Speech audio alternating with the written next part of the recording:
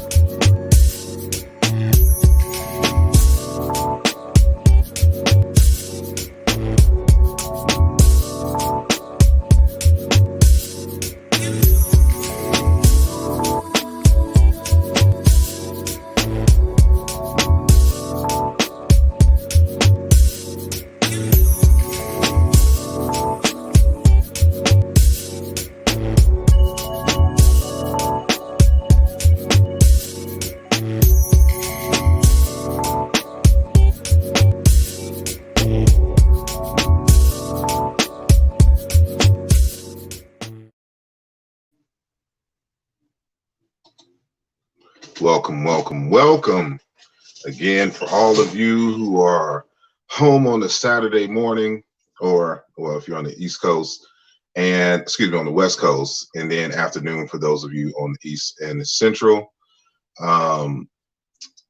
Again, today is October the 24th.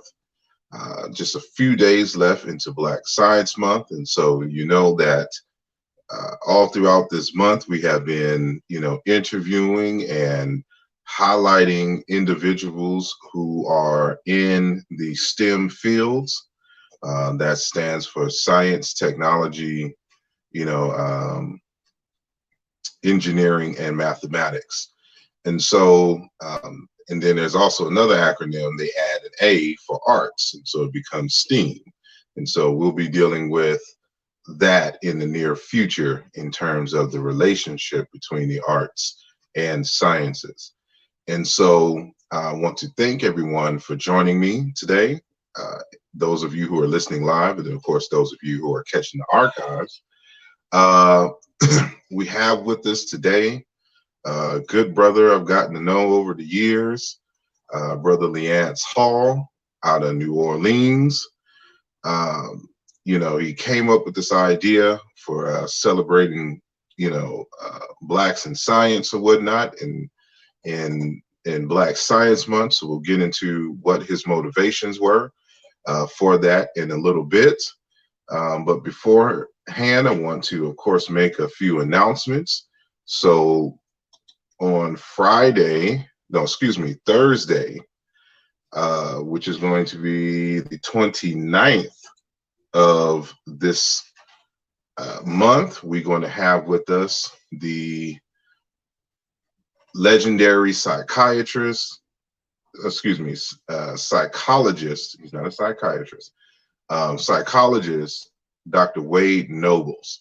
And we're going to talk about a variety of things that is going to enlighten us about the world that we're living in today, but also his role in the Hopi film. And, for those who are unfamiliar with the Hopi film, it was a film produced by Brother Taki Grant, and it has a whole slew of dynamic guests, including your host for this evening. I am also in the film. And so we're going to talk about the film, and more, and talk about the relationship, how the psychological and cultural underpinnings contributed majorly to the economic and political success of the ancient Nile Valley, and how we can incorporate some of those ideas and then some of those fundamental values in our modern society. And so It's going to be a very dynamic program. It's been a while since we had Dr. Nobles on this channel, and he was on about 5 years ago. So, you know, a lot has changed over that time span, and I know that he has a lot to contribute. So y'all make sure on Thursday that you are tuned in. It is actually going to be earlier in the day. I believe it's going to be 1 o'clock. I'll make sure that I send out the notices for everybody. That's 1 p.m. Eastern time, and so it'll be in the morning on the West Coast where he is at. And so, as well, many of you should know that I am in the beginning stages of producing a documentary film titled Chiena Intu. And Chiena Intu is the name of the language family that consists of the ancient Egyptian, Meroitic, and Bantu, and many West African languages. And we're going to talk about in the film the relationship between ancient Kemet and modern Bantu speaking societies, culture, religion, philosophy, et cetera, et cetera. And so, you know, we want to do this up big. And so if you want to contribute to the documentary film, one way in which you can do that is to join my Patreon page. And so the Patreon address is on the screen, patreon.com/asarimhotep. And there you will have some exclusive features for, you know, those who, you know, are on the Patreon page. You get early access to certain interviews. You'll get exclusive access to certain interviews and lectures and the like. And so there are some perks for joining the Patreon page. So again, that is patreon.com/asarimhotep. And, you know, consider joining it. And if you want to just make a, you know, one-time contribution, you can do that on the asarimhotep.com webpage. The Chiena Intu film website will be coming soon. And so there'll be a lot more details there. But this is going to be very, very dynamic. And so we want to travel to, you know, Egypt and do some shooting there, also in the Congo and in South Africa. And so, you know, it's a big budget for the film, but the impact and the dynamic aspects of it will be unparalleled as planned. So, you know, make sure that you visit the Patreon page, patreon.com/asarimhotep, and consider joining the movement that way.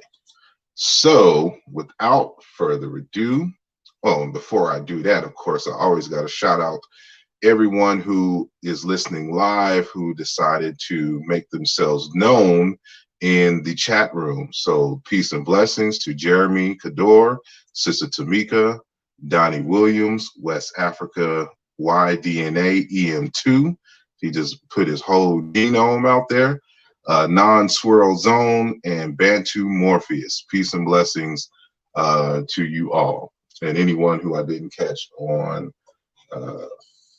Facebook Live, because it doesn't want to show me this stuff just yet.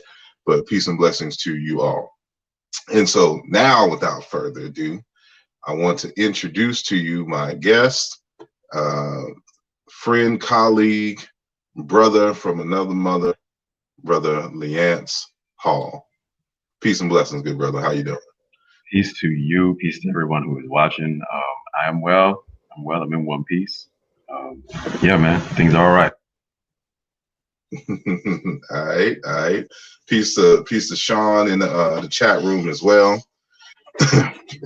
Yes, he put his whole DNA, Sister Mika, as his name. So ready. Yeah. So yes, I've already, you know, kind of announced that, you know, you are the one who, you know, came up with the idea for celebrating, you know, Blacks and Africans in the sciences and having dedicating a whole month to the science, Blacks in science. And so before we get to that story in terms of your motivations, just tell us a little bit about, who you are and your background, in terms of where you're from, your education, and how did you get interested into math, and then what you're currently teaching, in these dire COVID times, you know. All right.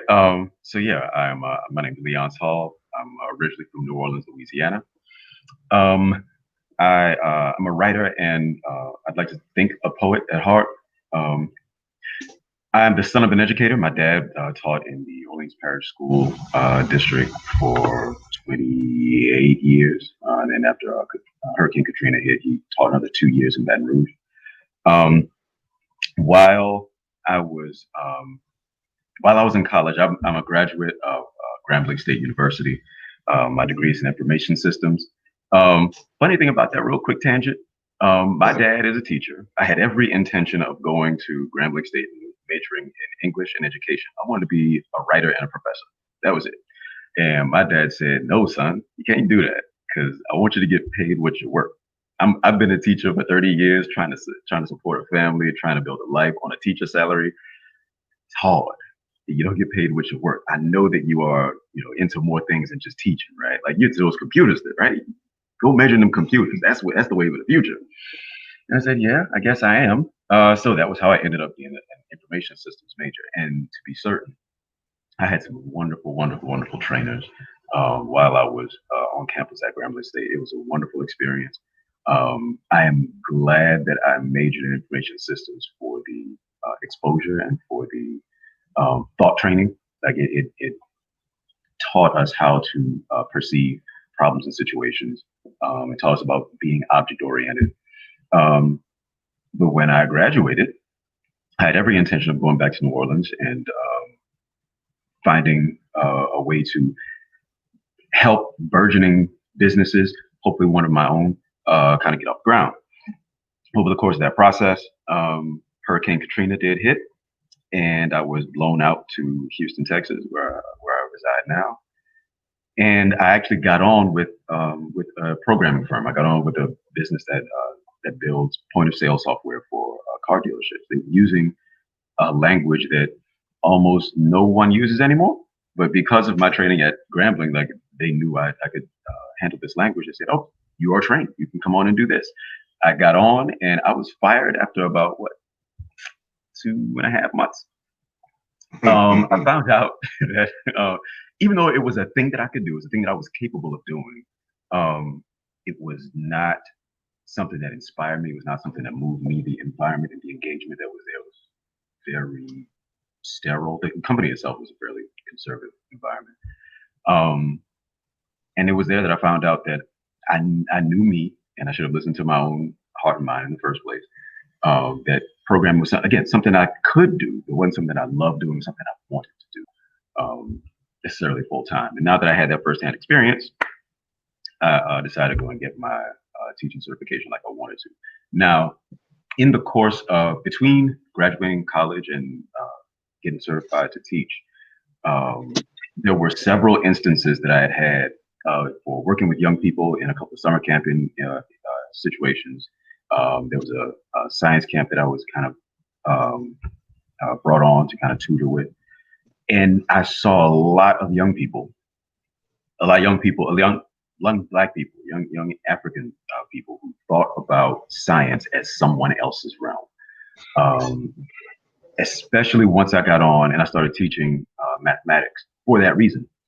There was a lot of math anxiety around students and their parents. And I said to myself, like, I'm a writer. I'm an English person. I'm a words guy. But I clearly see a need for young people, for bringing down the wall between students in general, students of color in particular, Black students specifically, as it related to how they related with mathematics. So I said, I want to do what I can to try and connect more young people to mathematics. And that was why I decided to a words guy, I decided to go into the language of numbers. So I got my certification in middle school mathematics, and that was my mission. I taught math for 7 years, middle school mathematics, 8th grade mathematics. And again, I saw a lot of young people, a lot of young Black kids who would tell me that science and math is white people stuff. It's like we don't need to do this. Like I'm a rap, you know what I'm saying? I'm gonna play ball, and that's what every 8th grader thinks. So that was my impetus to start saying to myself that no, man, like math belongs to you. Like people that look just like you and me brought this to the whole world. Like we were the first ones to study these things. Like the building that you sit in right now would not exist without people like who look like us, having done that work, who are doing that work right now. And when I thought about who's doing the work now, that was when I said it would be dope if we could continue to focus on the people that are doing this work right now. And I thought about Black History Month, of course, it is in February. And during that time, like sometimes we talk about the Benjamin Banneker, you know what I'm saying? Sometimes we talk about the Mae Jamesons, who are, again, modern representations of mathematics. Yes, sir.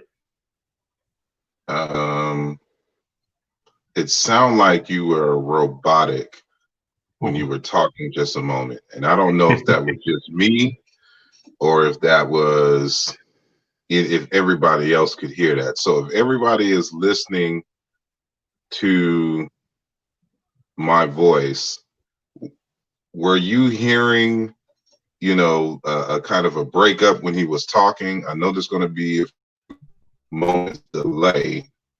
I just want to make sure, because I'm going to make sure you got those last talking points that you spoke of before we move forward. So if there was an interruption, please let me know in the chat for those who are listening live. Again, it's going to be a delay. So, and I'm not seeing anybody say anything. So I'm just going to assume that it was. So if you can just kind of rewind a bit, okay, and say that last part, please continue. Okay, let's see. Okay. All right, so I'll take it from a words guy speaking the language of numbers. So yeah, the idea of mathematics being someone else's realm. I wanted to make sure that I got a chance to try to combat that. I thought about how the history of Black people and their contributions to mathematics and science. Like it's sometimes a part of Black History Month, but I felt like because it's so important, because civilizations are built on that sort of thing, that it deserved its own month. Because again, we talked about during Black History Month. Sometimes we'll talk about Benjamin Banneker. We'll talk about Mae Jameson. Recently, we talked about Katherine Johnson and the human computers that were featured in the movie Hidden Figures. But we don't have a whole lot. We don't have a focus on those mathematicians, those scientists, those builders, those engineers, right? Charles Drew, I forgot. The school that I taught at had a sister campus named for Charles Drew.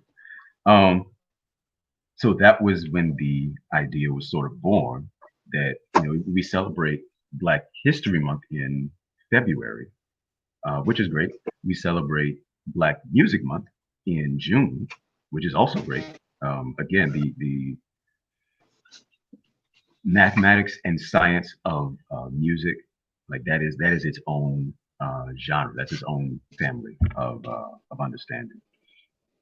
And so Was it 4 months away from the second month? 2 and 4 gave us 6, so I added 4 to 6 and got 10, and it was like, okay, so October is going to be the next go round where we focus on Black people again, but this time let's focus specifically on mathematics, let's focus on science, on engineering, and not just the forebears upon whose shoulders we stand now, but also the people who are doing the work right now, right? The programmers and the inventors and the engineers, all of those people who are doing the work now, the work of mathematics, right? The eighth graders that would come into my room, I would show them, like, I know people who work at NASA, right? It's happening. Like, this is not somebody else's space. It's just you. I mean, it's you. It belongs to you. It's not foreign.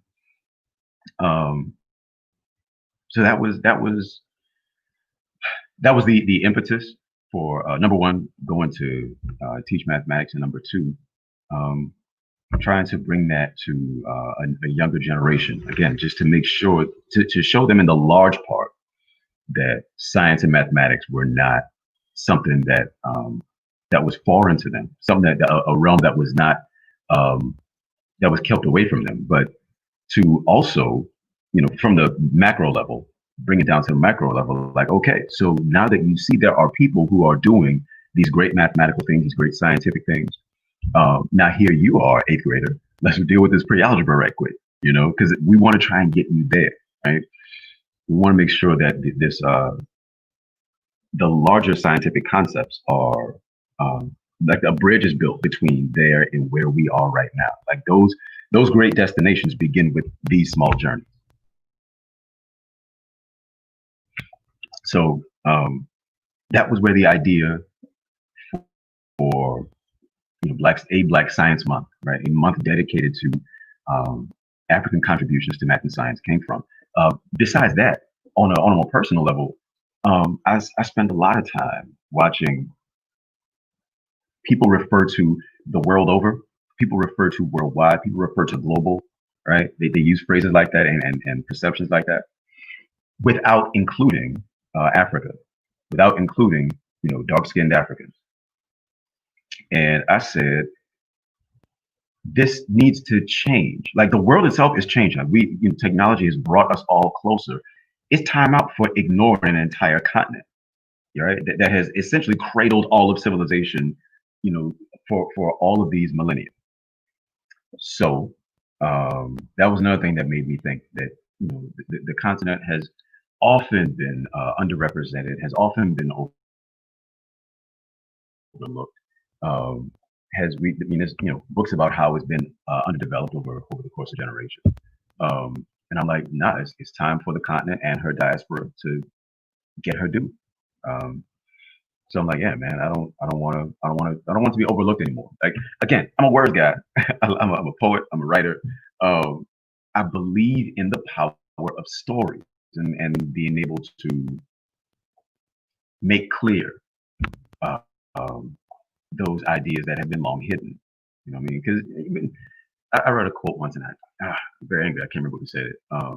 It says, "People who have no history worth mentioning, have no." It fails me just because getting old.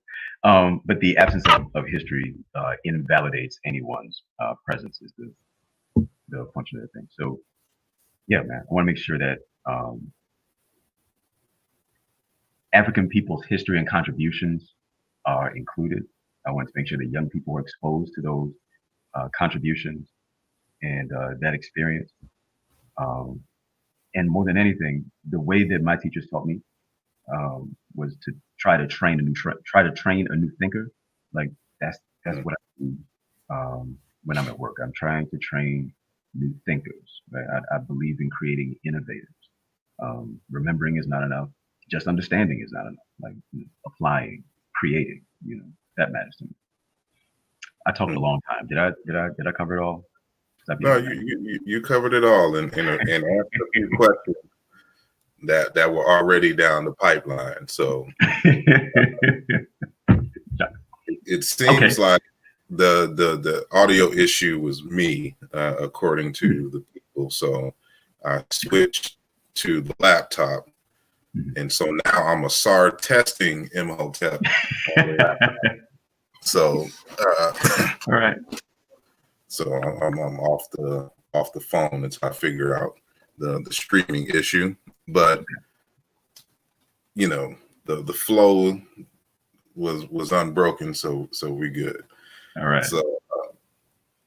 So yeah, so seeing this, this is something that we fight, on this channel, for those of us who belong in the Armor Raw squad, in other groups, we're constantly fighting adults who are saying that's the white man science. That's the white man. Like every time we think critically and require evidence and logical processes for understanding the world and things of this nature, and it goes against certain belief systems, then they say that this is the white man's science, this is the white man's stuff. And it's not ironic. Well, it's ironic, but it's not surprising that that mentality is found as early as 7th and 8th grade, as you mentioned. So, those individuals who have that mindset at that early age, grow up to be these individuals who we're still having, issues with, because they don't want to get into these various fields because they believe it belongs to European people. And so an idea like Black Science Month is very important because of the notion of, as you mentioned, representation. Like if they don't see or hear about these Black people engaged in these various science, from molecular biology to physics and the mathematics and stuff, they can't aspire to be and utilize those things. And so what's also interesting is that you mentioned something that I used to say when I was in middle and high school, that we're not going to use this stuff. What would we need? When am I going to need, trig or calculus, or any of that? Why, I understood compounding interest because it had to deal with money. We wanted to make money. But outside of that, but then I ended up in computer science, and it's just nothing but math, in doing software development and things of that nature. But, and so, one question I would have is, how do you balance, having this know-how and kind of linear thought process needed to solve, math and logistical issues, dealing with business and stuff to that nature and informatics, and this creative side, this artistic side that, requires a different type, of thinking. And do you at all try to synthesize those two worlds in your classroom? And if so, what's an example? All right, I'll start with the example first, because one of the things that I would tell my students is that, again, like I mentioned, knowing things and remembering things is not enough. And that's one of the things that I would tell them. Like, I'm less interested in correct answers as I am in the process, right? What you do to address a problem, to fill a need, right? So I would tell my students that if you knew nothing at all about mathematics, if you knew nothing at all about how numbers work, right? If I told you that 3 plus 3 is 6, you would be able to remember that 3 plus 3 is 6. You would understand that mathematical sentence. Three things and three things is 6 things. And then if somebody on the street asked you, what's 3 plus 3? You'd be able to say 6 with confidence, right? That is knowing and remembering, right? But I tell them that, again, just the end result is not enough. Like, what's the process, right? Because if you understand the process, if you understand the details of what you're saying, then you know that 3 plus 3 is 6. You know that, but you would also understand that 2 plus 4 is 6, and 1 plus 5 is 6, right? And 6 plus 0 is 6, right? You would be able to see that one problem, you'd be able to see several different solutions for it, right? I'd say the perspective is the difference between just knowing a thing and understanding a thing, right? How many different angles can you see it from? And how many different ways can you address a need? Can you address some emptiness, right? Because that's what mathematics is. We are addressing the emptiness. We're finding that unknown thing.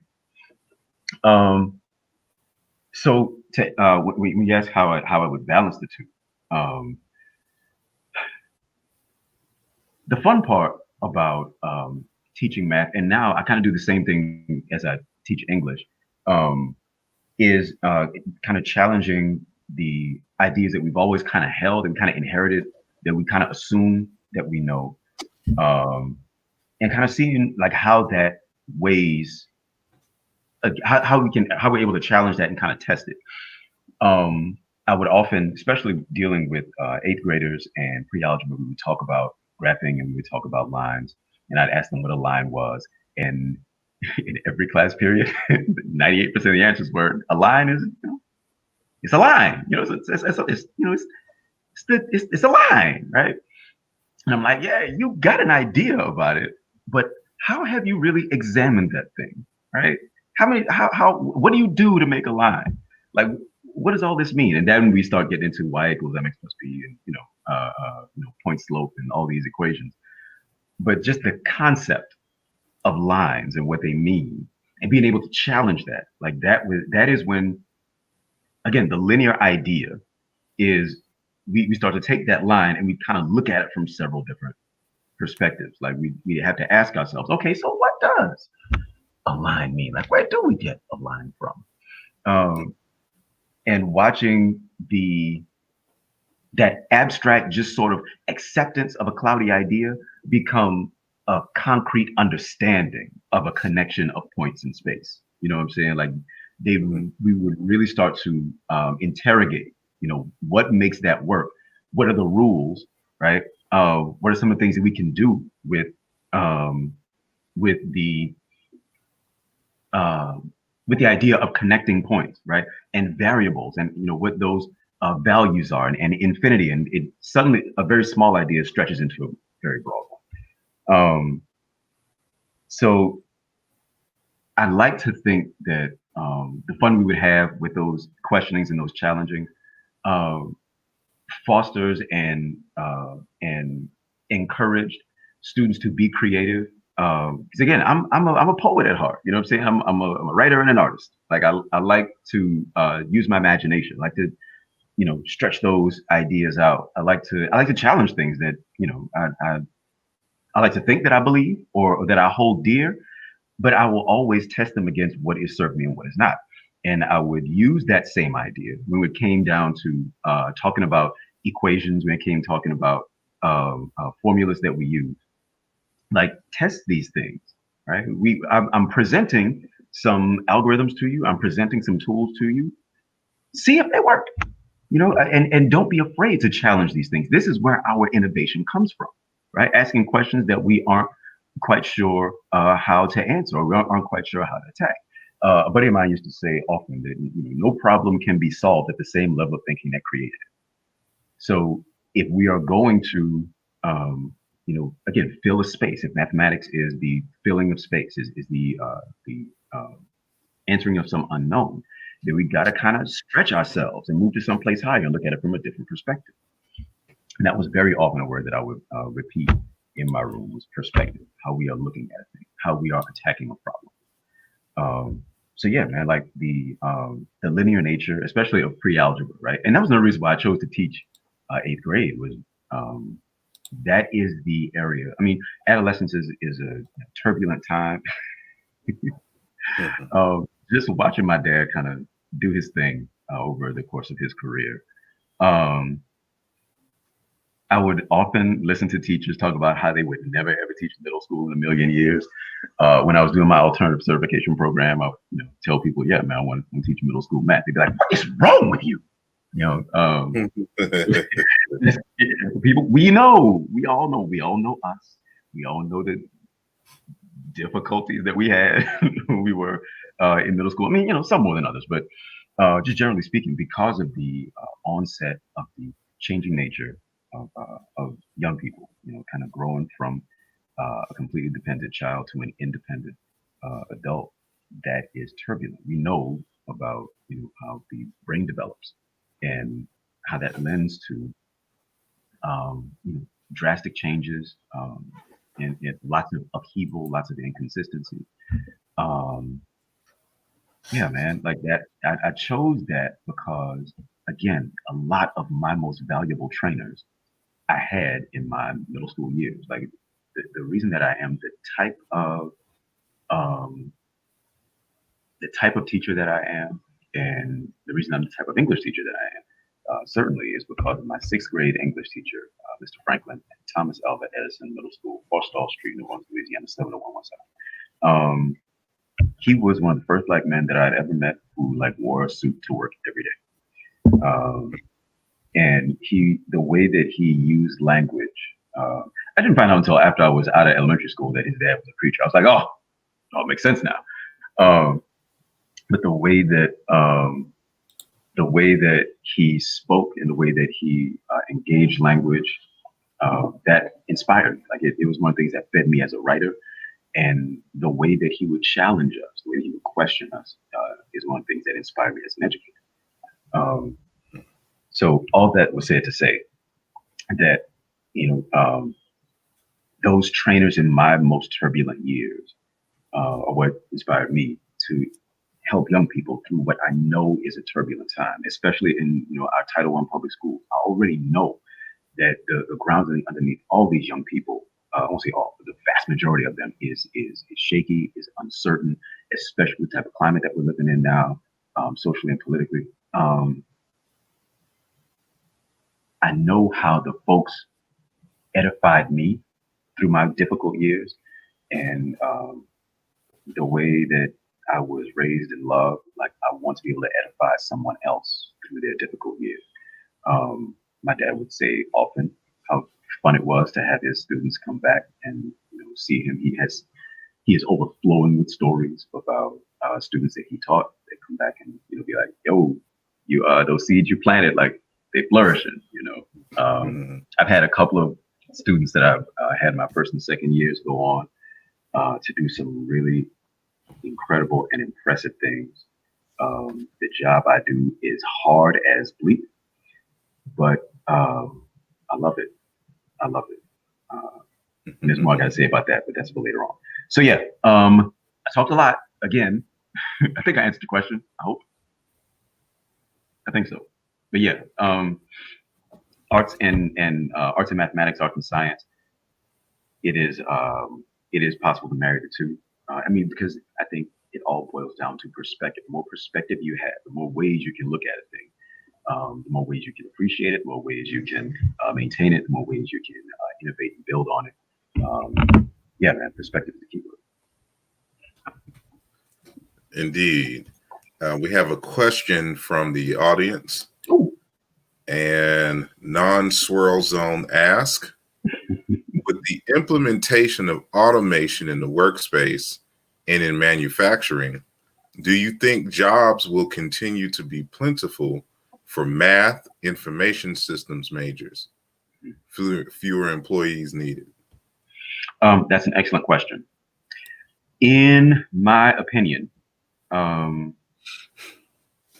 first and foremost, I tend to believe that I tend to hold that automation is a gift. It's a good thing. And if the perspective of the society that we live in was different.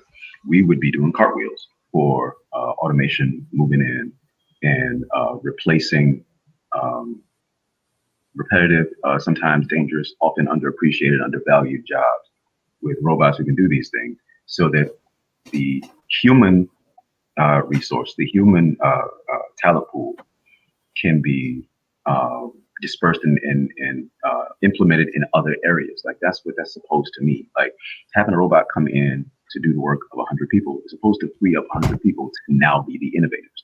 You know what I'm saying? It's supposed to give you more mind room to do the creating and do the thinking and do the dreaming up of the next innovation. Right? Machines are great at learning things. And especially now, like as we talk about the movement of moving forward of machine learning and artificial intelligence, trying to build a bridge from artificial intelligence to um, artificial general intelligence, uh, where machines are able to compute and kind of wrestle with problems in a creative way the way human minds do. That is a real reach. So as far as right now, for automation in the workspace, as far as manufacturing, it's supposed to be a good thing. That is true that there will be fewer employees needed in the manufacturing phase. But that is, again, supposed to move human beings from that manufacturing part more to the creative part, right? We're supposed to get folks off the assembly line and get them into the design studio. Because the thing that machines, God bless them, still can't quite do is think outside of the box. And that's one thing I was talking about with artificial intelligence versus artificial general intelligence. We can train a robot to do to pick up the ball and put it in the box. We can program a machine to do that without fail. Like that, we got covered. Now, asking that machine to pick up that ball and cut it into 9 pieces, so that all those 9 pieces all fit together in 120 different ways, and then to separate those pieces by color, and then to kind of write a poem about each piece. Like we don't have that yet. Not to say that it won't happen in the next few hundred years, but as of right now, that the human mind is able to conceive, is capable of um, far-reaching abstract thought. Machines can't do that yet. So there will be fewer. The need for mathematicians is I can't imagine a space where that is not valuable. Again, the mathematicians, in a funny way, like artists, are supposed to be able to deconstruct, think abstractly, reconstruct, address some empty space. So mathematics majors and information systems majors and computer science majors and engineering majors, I think that they are the folks who will continue to keep the innovation train on track as far as uh, automation and artificial intelligence goes. But yeah, as our as our implementation of artificial intelligence moves further and further forward, we should be able to have more folks who are able to innovate and move that artificial intelligence train further and further forward.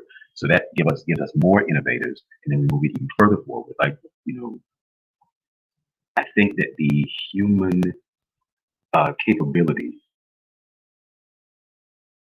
is,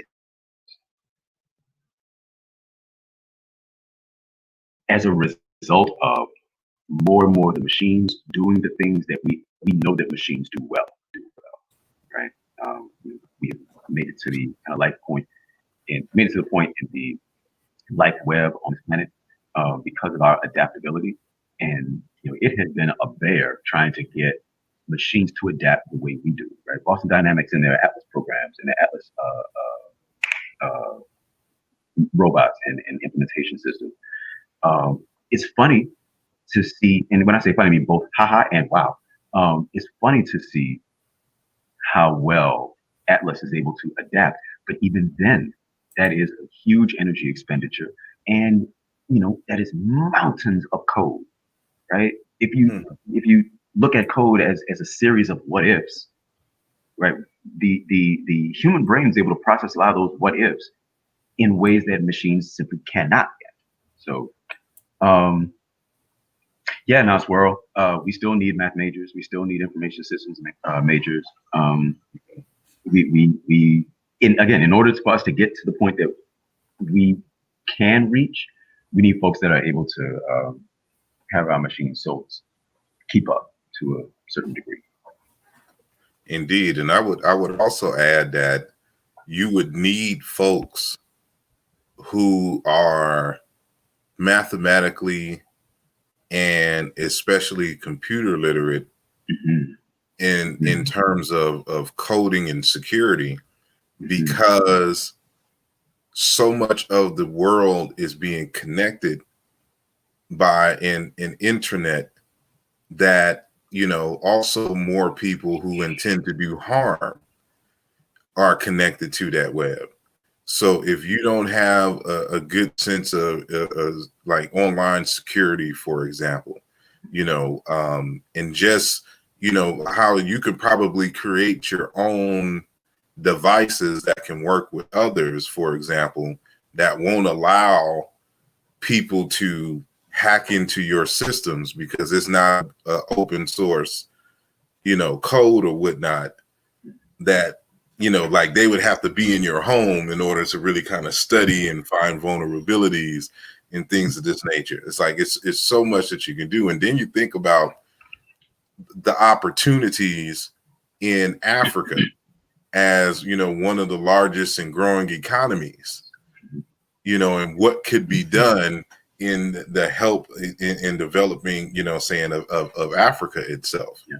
Yeah. And so, you know, there's so many opportunities for people to have that. And again, just having a mathematic mindset, like people don't understand, it's a way. Mathematics is about problem solving. So it's not just about simply counting in equations. It's about the ability to look at things from various angles and to find, you know, the way to solve, you know, saying a particular problem. And so you can apply that to anything, you know, in life. It's a way. Mathematics is a way of thinking and not simply equations. So we represent that way of thinking with, you know, the abstract equations, but, you know, people don't see it in that. So, you know, if you can present yourself as a problem solver, whether you're into politics, whether you're in the boardroom of some, you know,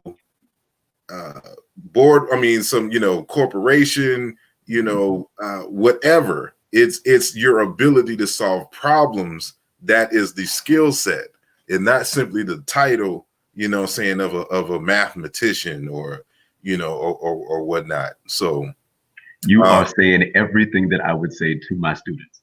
That same spiel, like that's exactly what I would tell them. Like I know up until now, these numbers and these symbols have been the thing that you have feared, but now they belong to you, right? All we doing here is solving problems, baby. And that works in here, that works in your social studies class, that works on your video game, that works on a farm, like that works everywhere.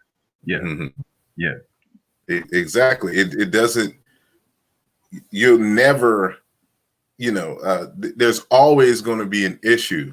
And the technology may pose or create new issues that need to be solved.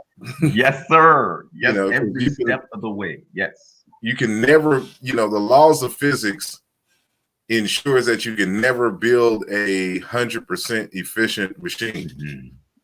So even if at minimum you just know how to fix the machines, the second law of thermodynamics, you know, is going to ensure that things are going to break down. Yes.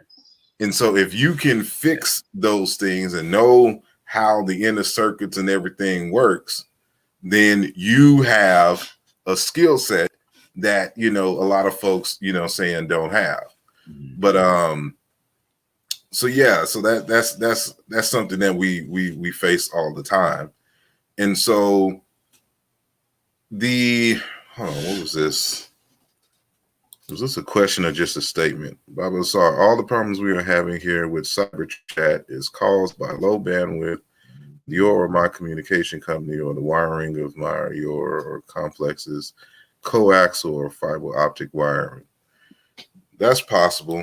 And it could be just because we're, you know, at an earlier time in the day, and, you know, you share bandwidth with everyone in your neighborhood, that, you know, everyone's on at the moment, and could be causing, you know, taking the bandwidth. And so, you I know, have a testimony about bandwidth and yeah. my career right now, but we'll get to that later. I want to finish we having we happy. get we can get to that now, you know, because, you know, you a teacher Mm-hmm. is used to engaging the students in person, and, Mm-hmm. you know, having to put them in the headlock to make them be still and be quiet. But now, because every now and then, in love, every now and in then, love. you know, but now you're forced to do what we're doing right now, and to teach upwards to 30 kids on a Zoom call. What are those challenges like?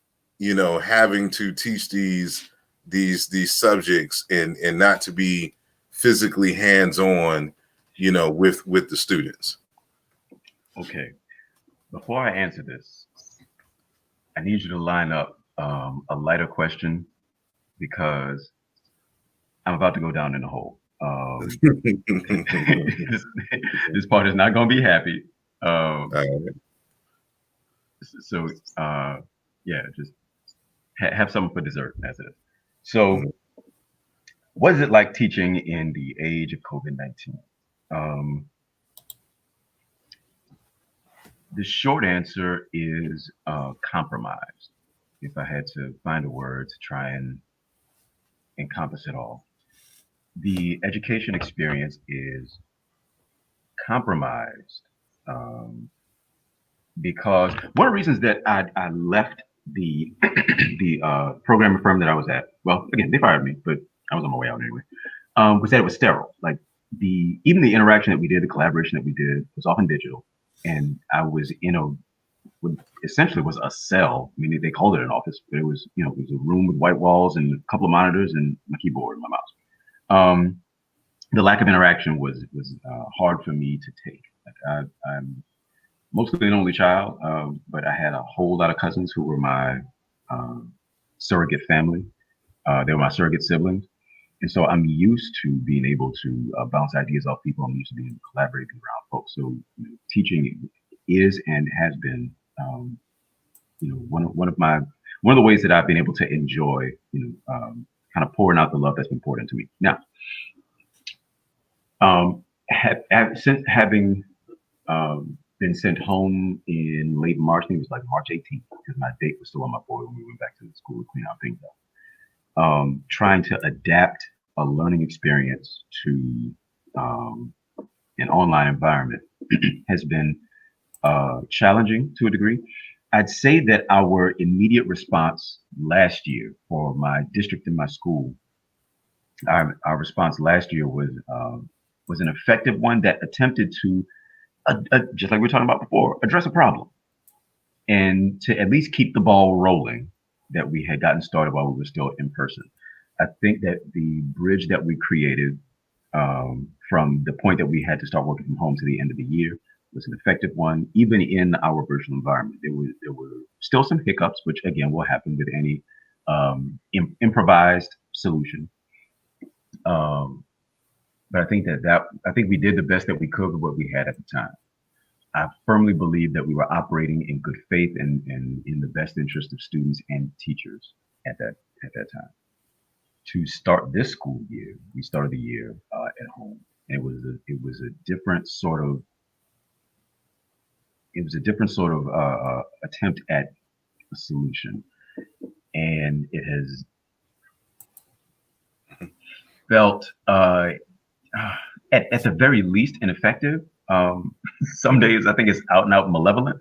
Um, the way that we, I think this year, are trying to make the online environment completely analogous to what we had in person. Um, I do not feel this year that we are operating in good faith the way that we were last year, and especially now. Today, Saturday, yeah, we just finished our first week of having students back in the building for face-to-face instruction. I've got 10-ish students in all my classes who are sitting in desks that are 4, maybe 5 feet apart, and it is compromised. Like, we're all in our masks for protection, trying to keep our vapor to ourselves. But the inability to engage, like, I do a lot of my best work talking to students face to face. I have to do that behind, 2 plexiglass dividers between myself and the student I'm talking to. And so that experience, that engagement, that conversation is compromised. I've been telling my friends that this year is 1/3 of a school year, right? Because I can only hear 1/3 of what my students say. They can only hear 1/3 of what I say, right? I can only see 1/3 of their face, right? Only have 1/3 of my students that are here in the room with me. You know what I mean? There So are all the so other many ones, things. They're still at home. Okay, so you're watching them, but there's others in the classroom. Okay, Yeah. so so far, like at the beginning of the school year, we taught everyone online. So we have an online system that's in place. As of this past week, there are now students who are in the room, but our online presentation strategy is pretty much still the same. So I'm doing what we were doing before. Just instead of students being at home, they're now here in the building. Like, I'm still talking to a screen. Okay. And there are moments where I'm able to engage students face to face. But even then, there are barriers, and there are impediments that stop this from being what both of us can recognize is not a real. I won't say a real. Is not a genuine engagement. It's not a genuine conversation. Very often, I end up having to chat with people who are in the physical room with me in order for us to be heard and understood clearly, right?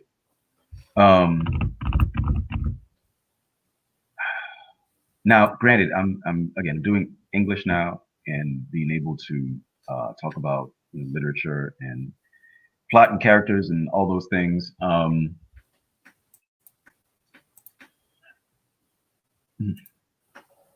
I enjoy that discussion, but the means by which we are having that discussion, it weighs on me, and I can look at the few faces who are in the room. I can only see them from the bridge of the nose up, and I can still see that after we have our discussion, there is still some wanting. There's still um, some opaque space in their minds. Like, we're not done. We're not done thinking. That has been the hardest part of this whole thing. Is that all of the factors that we are dealing with in the physical building are impeding the thinking process, especially with the literature that I'm doing now, which very often I lean on my math training when it comes to modulation and a cumulative model, where we start with very basic concepts and we start digging into those things in more detail.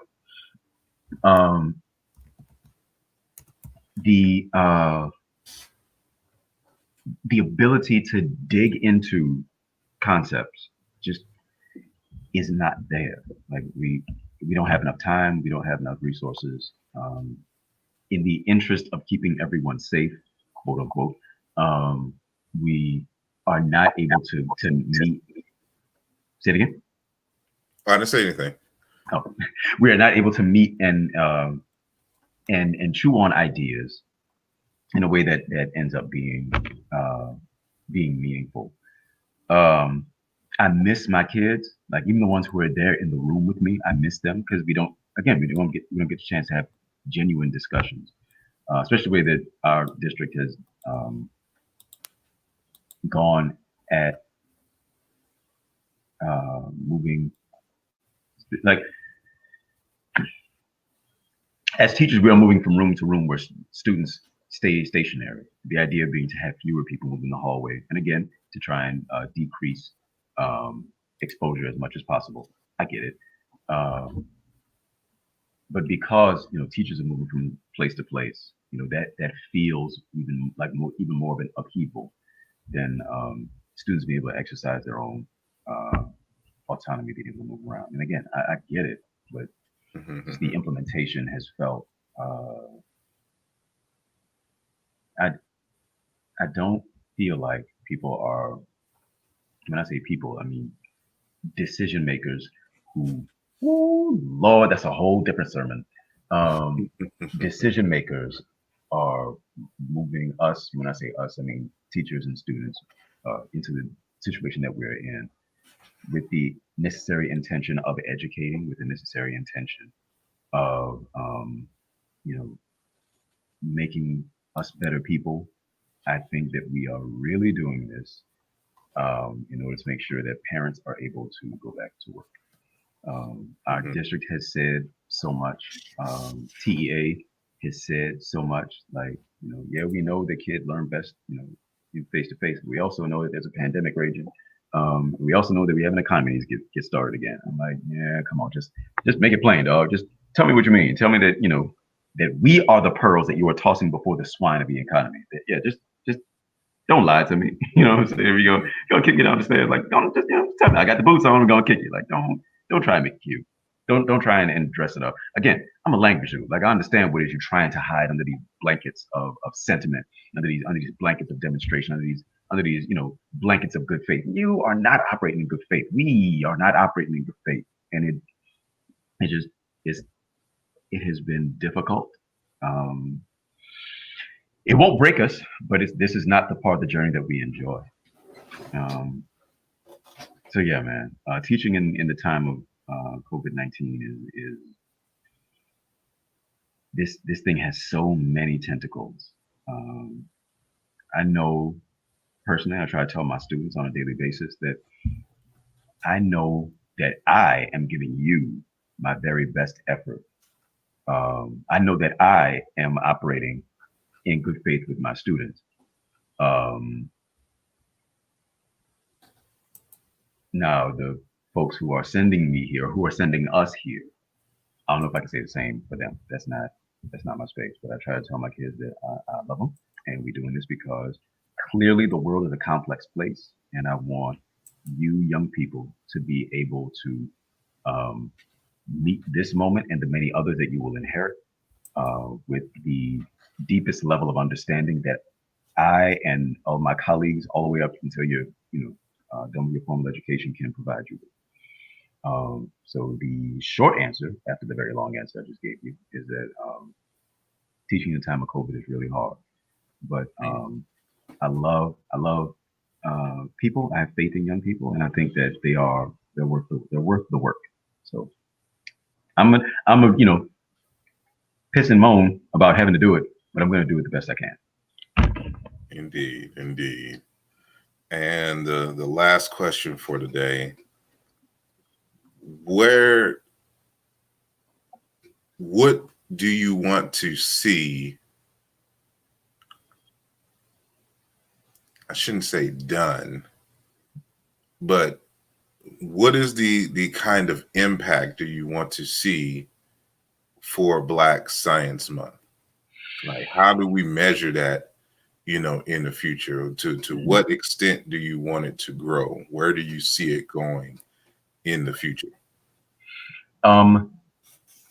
It is taking shape right now in young people that I see enrolling in coding programs. When I say young people, I mean specifically young Black people, right? Young African descended people who are getting their hands on creative software, who are taking movie makers and TikToks and whatever little free software they find online, and who are creating things, right? Creating their own tools, creating their own games. When I see young people who are engaged in 3D printing, who work with 3D modeling, like when I see young Black people like leap onto these creative opportunities and recognize number one, their own creative potential, number two, their own potential for understanding mathematics and science in a native way, right? Because as a teacher, like I've the experience very often between student and teacher is one of the mathematical immigrant to the mathematical native. You know what I'm saying? I'm trying to build a bridge between us, right? Mm-hmm. But when the tools arrive for a generation that is already native to them, right, where there are the hurdles for access are much lower because as they have grown up, the technologies have grown up with them, right? Being able to jump in and engage without the weight, without the predisposition of trouble, of insecurity, of whatever, in the tools that we are seeing, right? Young people seeing coding as just a way of life, like it's already beginning. And so what I would like, the type of impact that I would like to see Black Science Month have is more and more of us being confident and proud and comfortable calling the names, recognizing the pictures, recognizing the work of more architects and more engineers, more creators and more inventors, more mathematicians, more astrophysicists. The thing that kind of makes science continue to run is curiosity. You know what I mean? And if Black Science Month can show evidence of that curiosity, the life in that curiosity, like the career path, the creative potential in that curiosity, then I will be able to close my eyes. Haven't felt like I accomplished something. You know what I'm saying? Yeah. I know that I am a naturally curious person. I love answering the questions. I love chasing after things. Even if I don't arrive at a substantial answer, just the pursuit of that understanding is the thing that really that's what lights my life, right? So if being able to see the Black science history makers on a regular basis, especially for a dedicated period of 31 days, man. Like, I have read articles about young people, young Black girl, I think it was in Michigan, who was like, I saw Hidden Figures and was like, yeah, I like science, I like math too. Like, I want to do stuff like that. Again, as an artist, I aspire to be inspiring, right? Hopefully the art that I create leads other people to create more art. In that same vein, hopefully the images of, again, Black science history makers, people who are doing it right now, like the young people's contemporaries, inspires them to say, man, I can do that. The sister Jemison, who, not Jemison, shucks, I forgot her name again. Memory is failing me today. Who graduated with a PhD in astrophysics. Like, when young people are like, I stare up at the stars, like that's the space I want to be. There was an episode of Lovecraft Country where one of the young sisters, like her mother was a stargazer or is a stargazer. And I'm like, there are young Black kids who don't know what it's like to look up at the stars, or there are some who will look up at the stars and keep that to themselves for fear of not, being in a space that's welcoming. I want Black Science Month to make them feel like I am welcome, right? That this is my space too. All those things, man. Like, I love catapulting young people forward. You know what I'm saying? Like, moving them to a space where they feel like I can. Again, as an educator, that's the thing I love the most. When I was teaching math, and there were kids who were, wrestling with irrational numbers, not quite sure how to deal with, imperfect squares, and we, sit down, we talk about it. I love it when they would go, "Oh, I get it," and then shove me out of the way and then get to work. You know what I'm saying? I love that. That's the stuff that turns on an educator, baby. Like, I want you to be able to do it on your own. This is what it is. I want to give you the wheel so you can do it your way. So that is the impact that I want, that I would like to see, that I dream of Black Science Month happening, is young people feeling empowered, feeling like, I've got it now. I can go. Exactly. Well, I appreciate you coming through and, sharing your knowledge, wisdom, and history, with this audience. And someone asked, where can they find out more information on Black Science Month? Currently, we have a Facebook page. and you can go there and like and contribute to that page. I plan on creating a Black Science Month web page in the very near future.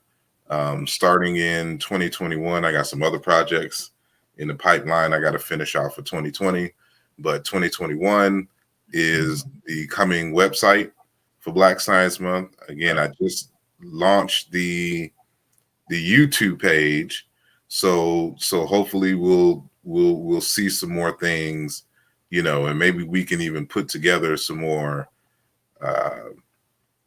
engaging and fun videos and things of this nature, highlighting certain people, and of course interviewing people, and it's a lot coming. But for right now, go to the Facebook page or just look up on Facebook Black Science Month, and the same thing on YouTube. And from there, of course, when the other stuff starts popping, you'll get the notices and know that where to find that in that other information. So be on the lookout for that. And so if the people wanted to engage you more on a personal level,